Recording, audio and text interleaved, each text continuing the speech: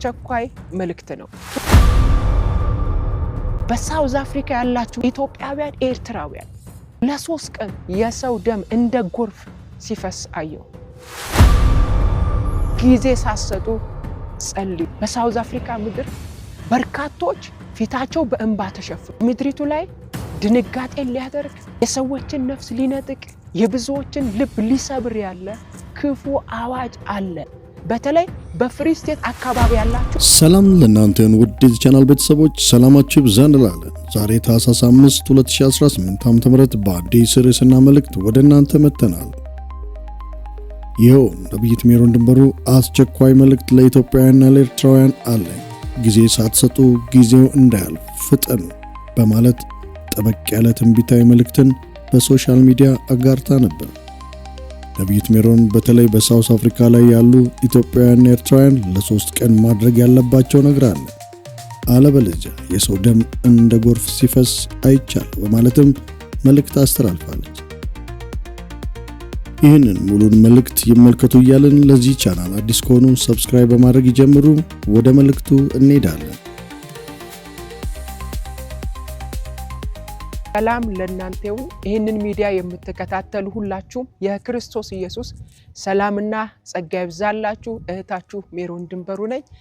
ዛሬ ወደ እናንተ ብቅ ያልኩት በአስቸኳይ መልእክት ነው። ሁላችንም በአንድነት እንድንጸልይ ስል ጥሬን አቀርባለሁ።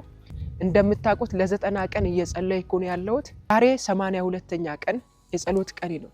በዚህ ቀን ላይ እግዚአብሔር ስለ ሳውዝ አፍሪካ ምድር አሳየኝ። በሳውዝ አፍሪካ ምድር የሰው ደም እንደ ጎርፍ ሲፈስ አየው።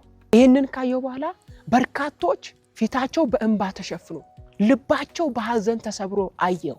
ይህንን ራእይ እንዳየው በእግዚአብሔር ፊት እጸልይ ነበር። እየጸለይኩ ያለ ጌታ እንደዚህ ያለኝ፣ ምድሪቱ ላይ ድንጋጤ ሊያደርግ የሰዎችን ነፍስ ሊነጥቅ የብዙዎችን ልብ ሊሰብር ያለ ክፉ አዋጅ አለ።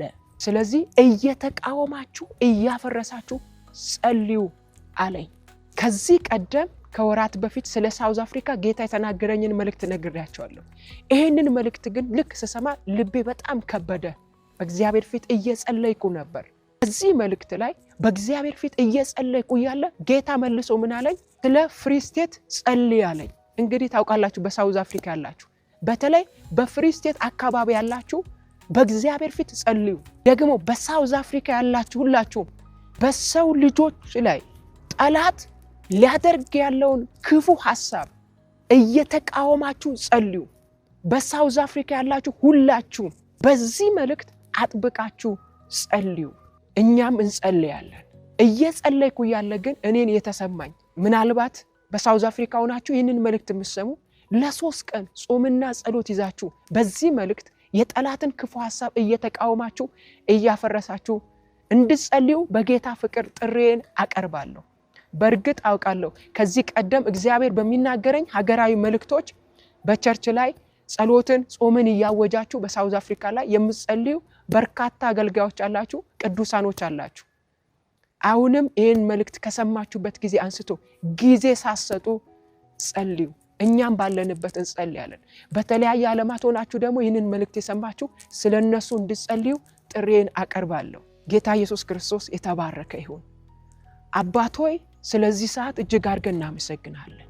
ይሄ መልእክት በተለያየ ዓለማት ሆነው የሚሰሙ ሁሉ በዚህ መልእክት ላይ ሸክም ተሰምቷቸው የጠላትን ክፉ ሐሳብ እየተቃወሙ እያፈረሱ የሚጸልዩበትን ኃይል ስጣቸው። ይሄ መልእክት የሚሰሙ ሁሉ በፊት ተንበርክከው ስለ ሕዝቡ ሸክም ተሰምቷቸው የሚጸልዩበትን ጸጋ አብዛላቸው። ደግሞ በሳውዝ አፍሪካ ያሉ ቅዱሳኖች ሕዝቦች ኢትዮጵያውያን፣ ኤርትራውያን በእነሱ ላይ የተመከረ ክፉ ምክር በስደተኛው ማህበረሰብ ላይ የተመከረ ክፉ ምክር ሁሉ በኢየሱስ ስም እንዲፈርስ ጸልያለሁ። ምድሪቱን የደም ምድር ሊያደርግ የሰውን ደም እንደ ጎርፍ ሊያፈስ የተዘጋጀ ክፉ እቅድ ሁሉ እንዲፈርስ በኢየሱስ ስም ጸልያለሁ።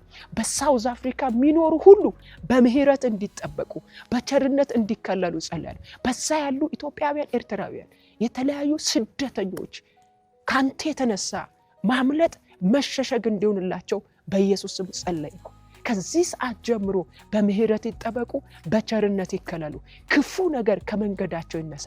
በእነርሱ ላይ የታወጀ አዋጅ ሁሉ ይፍረስ። ምህረት ቸርነት በመውጣት በመግባታቸው ሁሉ ይጠብቃቸው።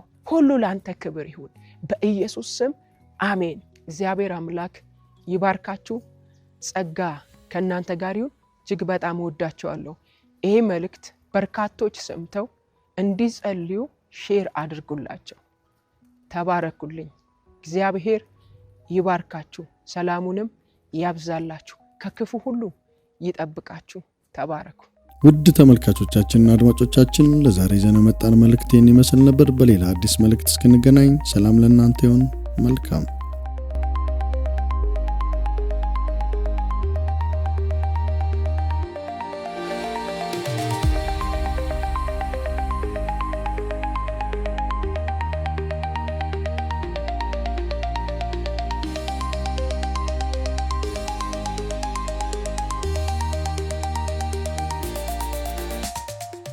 ውድ ተመልካቾቻችንና አድማጮቻችን ላይክ እና ሰብስክራይብ ማድረጎን አይርሱ።